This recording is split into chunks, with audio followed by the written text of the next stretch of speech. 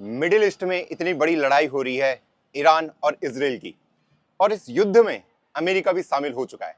लेकिन Iran direct हमला नहीं कर पा रहा है यूएसए में, लेकिन वो क्या कर रहा है कि जो अमेरिकन कंपनीज हैं उनका वो टारगेट कर रहा है।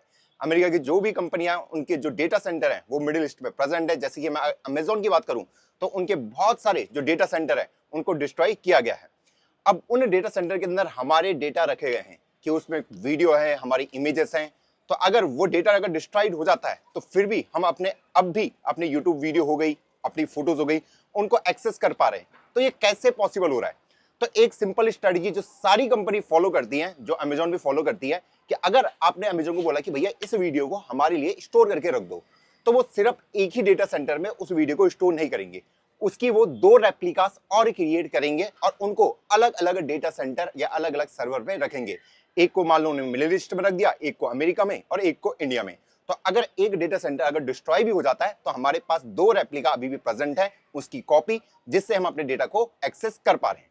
लेकिन इस करंट मेथड के साथ एक बहुत बड़ी दिक्कत है, वो ये है कि मान लीजिए अगर आपकी वीडियो का साइज 1 जीबी का है और मुझे उसकी 2 कॉपी और बनानी है, तो टोटल आपको कितनी स्टोरेज लगेगी? भैया मुझे लगेगी 3 जीबी, एक तो ओरिजिनल के लिए, 2 उसकी कॉपी के लिए। और यहीं से दिक्कत स्टार्ट होती है।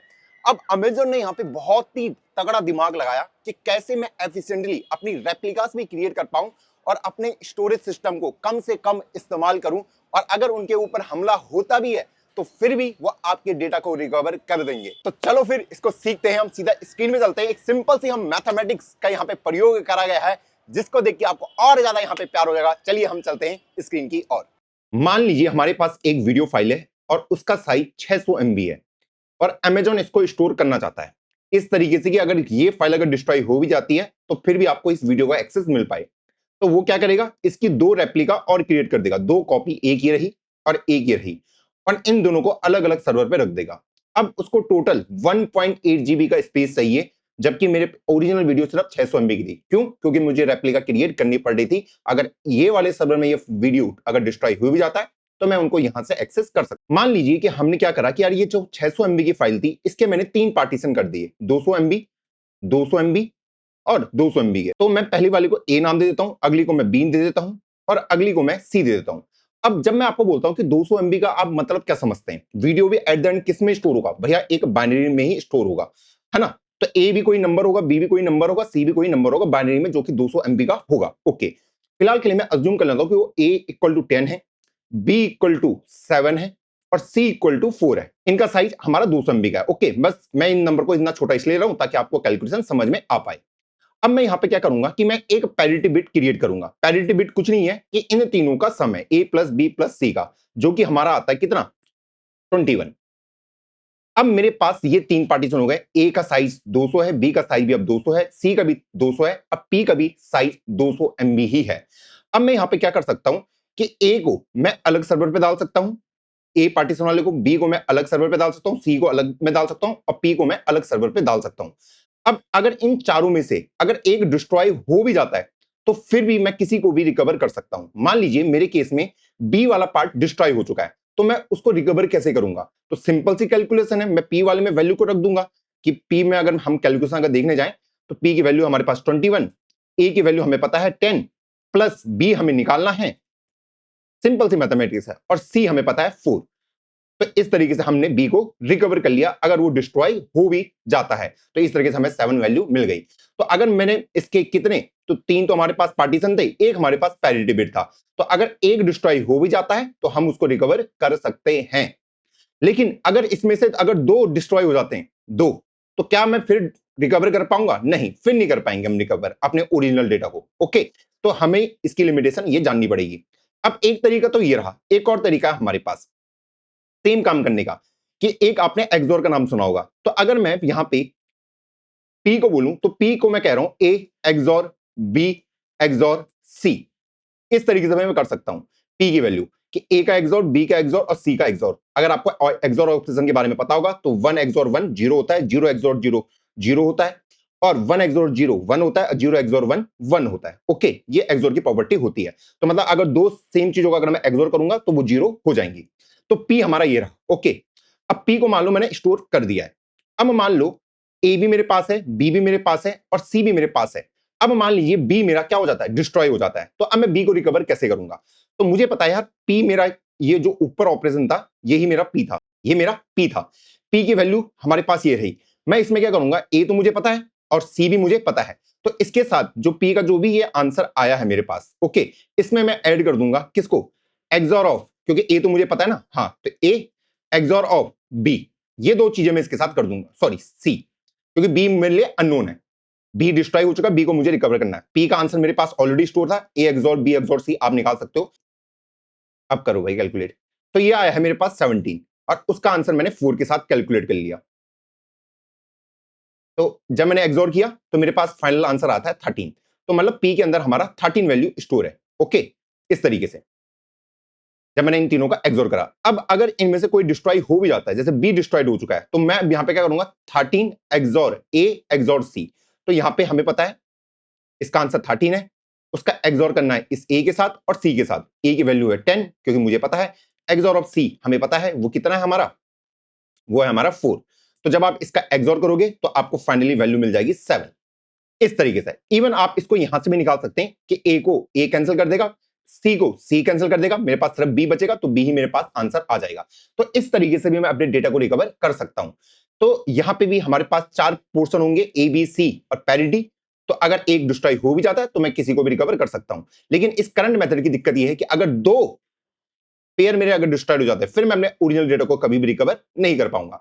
तो उसके लिए मैं क्या कर सकता हूं, तो अगर मैं इस वाली इक्वेशन को पकड़ूं, हमने दो मेथड सीख लिए, एक एडिशन वाला एक एक्सोर वाला, अगर मैं इस ओरिजिनल वाली इक्वेशन को पकड़ता हूं और यहां पे अगर मैं आपसे सवाल पूछता हूं कि यार फिर मुझे क्या करना पड़ेगा, मैं यहां पे ना एक और बिट को इंट्रोड्यूस कर दूंगा, P2 को।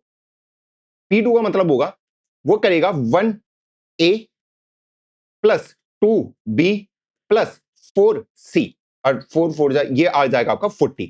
तो अब आपके पास 5 हो चुके हैं, तो अब आपकी स्टोरेज कितनी लगेगी, आप देख लो, अब आपकी स्टोरेज कितनी लगेगी, 200 इसके लिए, 200 इसके लिए, 200 के लिए, 600 और 200 200 इनके लिए, तो 1 जीबी। पहले कितना लग रहा था, 1.8 जीबी, अब आपका लग रहा है सिर्फ 1 GB, 200 MB 200 MB 200 MB ABC के लिए और 200 एमबी पी के लिए भी और 200 एमबी इसके लिए भी। तो अब हम 600 एमबी के डेटा को 1 जीबी के अंदर कंप्रेस कर पा रहे हैं इजीली। अब अगर आपके ये दो डिस्ट्रॉयड, कोई भी दो डिस्ट्रॉयड हो भी जाएंगे, तो आप अपने ओरिजिनल डेटा को रिकवर कर सकते हैं।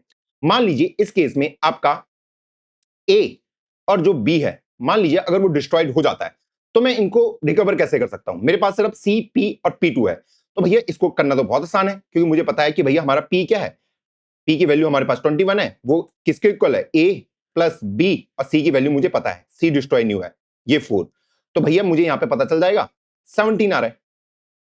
सेम यहां पे अगर पी2 को भी वैल्यू को अगर पुट करता हूं तो 40 इंटू, तो ये अगर मैं यहां पे a प्लस बी, ए की वैल्यू अगर यहां पे पुट करता हूं, तो ए की वैल्यू अगर मैं हम यहां पे पुट करते हैं, तो ये बन जाएगा मेरा 24 equal to 17 minus B plus 2b, और b इक्वल टू फाइनली हमारा कितना बन जाएगा, 7 बन जाएगा। तो मैंने b को भी रिकवर कर लिया। अब मैं a वाले को भी रिकवर कर सकता हूं, क्योंकि मुझे पता है a प्लस बी प्लस सी कितना है हमारा, 21 के बराबर, सॉरी a प्लस बी हमारा 17 के बराबर है, b की वैल्यू हम निकाल चुके हैं, तो a की वैल्यू क्या आ जाएगी, 10। तो इसमें क्या करा, तो अगर मेरे पास 3 पार्टीशन है और मैंने 2 पैरिटी चेक बनाए हैं, तो अगर उनमें से 2 डिस्ट्रॉयड हो भी जाते हैं, तो फिर भी मैं बाकी डेटा को रिकवर कर सकता हूं। इतनी सुपर पावर है दोस्त, देख रहे हो हमने किस तरीके से सारी सुपर पावर को अनलॉक कर दिया यहां पे। अब मैं आपसे एक सवाल पूछता हूं कि इन दोनों मेथड में से बेस्ट मेथड कौन सा होगा, क्या ये मेथड बेस्ट है या ये मेथड बेस्ट है, ये तो सिंपल मैथ्स है यार। हाँ, आप बोलोगे भैया ये वाला बेस्ट है, नहीं, ये मेथड बहुत ही बेकार है। मैं ऐसा क्यों कह रहा हूं दोस्त, इसमें दिक्कत ये है, देखो जब भी मैं एडिशन परफॉर्म करता हूं, आपको पता है यार 200 एमबी जो होगा, एक बहुत बड़ी स्ट्रिंग होगी 200 एमबी की, इसमें टोटल 1.6 बिलियन बिट्स होंगे, ठीक है, 200 एमबी में टोटल 1.6 बिलियन बिट्स हैं, और उसको अगर मैं बी के साथ ऐड करता हूं, जब मैं ए प्लस बी को परफॉर्म कर रहा हूं, तो मान लो वो बी हमारा ऐसा कुछ दिख रहा है, ठीक है, और ऊपर भी हमारे पास 1.6 बिलियन बिट्स हैं। अब मैं मान लो इनको अगर ऐड करता हूं, तो पहले मुझे 0 0 को ऐड करना पड़ेगा, फिर कैरी जाएगा, 0 1 को ऐड करूंगा, ऊपर कैरी जाएगा, कैरी जाएगा, अब फिर जाके मैं अपने पूरे ऑपरेशन को परफॉर्म करूंगा, और मे बी जब मेरा रिजल्ट आए, तो जो रिजल्ट आए उसमें एक एक्स्ट्रा बिट और आ जाए, और बाकी हमारे पास जो हमारे पास ओरिजिनल आंसर है। हो सकता है मान लीजिए अगर आपके पास 1 बाइट का ही आपके पास स्टोरेज है, तो आपके कितने बिट होती हैं, 256 बिट होती हैं। ओके, अगर मैं आपको बोलूं कि आपको 200 प्लस 200 करना है, तो 200 प्लस 200 कितना हो जाता है, 400 हो जाता है। क्या 400 वन बाइट में स्टोर हो सकता है? नहीं, क्योंकि ये क्या हो जाएगा, ओवरफ्लो हो जाएगा। मैक्सिमम नंबर वन बाइट पे हम 255 को ही स्टोर कर पाएंगे, ये स्टोर नहीं हो पाएगा। तो ओवरफ्लो के लिए हमें एक एक्स्ट्रा बिट की रिक्वायरमेंट पड़ेगी, तो वो यहाँ पे भी हो सकती है। लेकिन उससे बड़ा जो दिक्कत यहाँ पे ये है कि मुझे ना यहाँ पे मैन्युअली ही ऐड करना पड़ रहा है कि पहले ये ऐड होगा जो कैरी जाएगा, फिर ये दो ऐड होंगे, फिर जो कैरी जाएगा, ऐसे करके तो ऐड करोगे। अब सोचो ये भी 1.6 बिलियन बिट है, ये भी आपके 1.6 बिलियन बिट्स हैं, मैन्युअली ऐड हो रहा है। तो कितना कंप्यूटेशन आपको यहां पे करना पड़ेगा मैनुअल, ओके। और ये चीजें कितनी स्लो हो जाएंगी आपके सिस्टम में। वहीं जो मेरा एक्सॉर होता है, एक्सॉर बहुत ही मस्त है भाई। अगर मैं आपको बोलता ना कि आपको 10 एक्सॉर 7 करना है, ओके, तो 10 को मैं बाइनरी में ऐसा कुछ लिखता हूं और 7 को हम कुछ ऐसा करके लिखते हैं। इसका जो रिजल्ट आएगा, तो आप इसको रिजल्ट को ना ऐसा देख सकते हैं कि भैया 1 और 0 का आंसर कितना था, 1, 0 और 1 का आंसर कितना था, 1, 1 और 1 का एक्सॉर कितना होता है, 0, 0 और 1 का एक्सॉर कितना होता है भैया, 1। तो ये आपका आंसर आ जाएगा, जो भी ये आया है 13, इस तरीके से। अब आप बोलेंगे भाई इसकी एडवांटेज क्या है? इसकी एडवांटेज ये है कि देखो एक्चुअल में तो ये ए 200 MB का नंबर होगा, तो देखो मैं यहाँ पे ना एक बहुत ही बड़ी सुपर पावर को अनलॉक कर सकता हूँ। क्या? ये मान लो इतना बड़ा नंबर है आपका ए और ये है आपका बी, 1.6 बिलियन बिट है, ओके। हाँ, यहां पे भी मुझे क्या करना है, एक्सॉर करना है। अब मैं यहां पे क्या कर सकता हूं, मुझे पता है मेरा सीपीयू क्या होता है, मल्टी कोर होते हैं, मल्टीपल कोर में मैं ऑपरेशन को परफॉर्म कर सकता हूं। तो मैं यहां पे ना इनके पार्टीशन कर सकता हूं कि इतना कोई इस पोर्शन को एक कोर हैंडल करे, इस पोर्शन को एक कोर हैंडल करे, इस पोर्शन को कोई और कोर हैंडल करे और इसको कोई और पोर्शन हैंडल करे, क्योंकि ये सब कोई इंडिपेंडेंट है। क्योंकि 1-0 का जो भी ऑपरेशन आएगा वो यहीं पे आएगा, कोई कैरी वगैरह आगे फॉरवर्ड नहीं होगा। लेकिन यहाँ पे कैरी फॉरवर्ड होता है, तो इसलिए आपको मैनुअली करना पड़ता है कि मान लो अगर मैं मान लो यहाँ पे ये भी 1 है और ये भी 1 है, तो 1-1 का आंसर कितना था, 0, तो आपको एक कैरी देना पड़ता है। तो आप इस लास्ट वाले को तब तक नहीं निकाल सकते जब तक यहां से आपके प्रीवियस आंसर नहीं निकल पाते। लेकिन यहाँ पे आप पैरेलल में सारा काम कर सकते हैं, आपको प्रीवियस रिजल्ट में डिपेंड होने की जरूरत नहीं है, क्योंकि हर एक बिट एक दूसरे से इंडिपेंडेंट है, प्रीवियस वाले रिजल्ट से इंडिपेंडेंट है। तो ये सारे टास्क आपके पैरेलल में चल सकते हैं। किसमें? पैरेलल में चल सकते हैं ये वाले सारे टास्क, ये वाले। और अब यहां पे आप जीपीयू को भी प्रयोग कर सकते हैं, जो कि पैरेलल में आपके सारे टास्क को परफॉर्म कर सकता है, क्योंकि आपको पता है 1-0 का आंसर 1 आएगा, 0-1 का 1 आएगा, 1-0 का 1 आएगा। तो ये वाली जो बिट है, ये दो बिट, ये पिछले वाले पर बिल्कुल भी डिपेंडेंट नहीं है। इसलिए हम यहाँ पे किसको प्रेफर करते हैं, हम एक्सॉर को प्रेफर करते हैं। गोल क्लियर हो गया? हाँ। अब आप बोलेंगे भैया कि हाँ ये तो समझ आ गया, अब आपको इसका आंसर अब क्लियर होगा। और एक्सॉर का बेनिफिट ये है कि मेरे को एक्स्ट्रा बिट कभी क्रिएट करके नहीं देगा कि अगर ये भी 200 MB है, ये भी 200 MB है, ये भी 200 MB है, तो जो पी वाला आएगा वो भी आपका 200 MB का ही आएगा। क्योंकि आप देखो ना 0-0 का आंसर यहीं पे आएगा, 1-1 का आंसर यहीं पे आएगा, आगे कोई बिट नहीं जाएगी। तो हमारा पैरिटी का भी साइज फिक्स है कि जितना इनका होगा उतना ही आपका पैरिटी का भी होगा। अब एक बिट के लिए तो मुझे समझ आ गया कि मैं अगर मेरा ए बी सी है और एक अगर लॉस हो भी जाता तो मैं रिकवर कर लूंगा। लेकिन अगर दो हो गए उसके लिए कैसे करूंगा? तो इसमें भी सेम ही हम फॉर्मूला इस्तेमाल करते हैं, ऐसे करके P2 equal to 1A XOR 2B XOR 4C। इस तरीके से ये मैथमेटिकल कैलकुलेशन है, इस तरीके से मैं P2 को कैलकुलेट करता हूं। मान लो आपके पास 800 MB का डेटा है और आपको यहां पे दो पैरिटी बिट बनानी है। A आपका 3 है, B आपका 5 है, C आपका 6 है और D मैंने 8 ले रखा है। तो P1 तो हमारा नॉर्मली कैलकुलेट होगा A XOR B XOR C XOR D। तो आपकी P1 की वैल्यू निकल गई जो कि आपकी 8 आने वाली है, ओके। अब मैं P2 को कैलकुलेट करूंगा, क्योंकि मैं दो पैरिटी बिट को ले रहा हूं। दो पैरिटी बिट क्यों ले रहा हूं?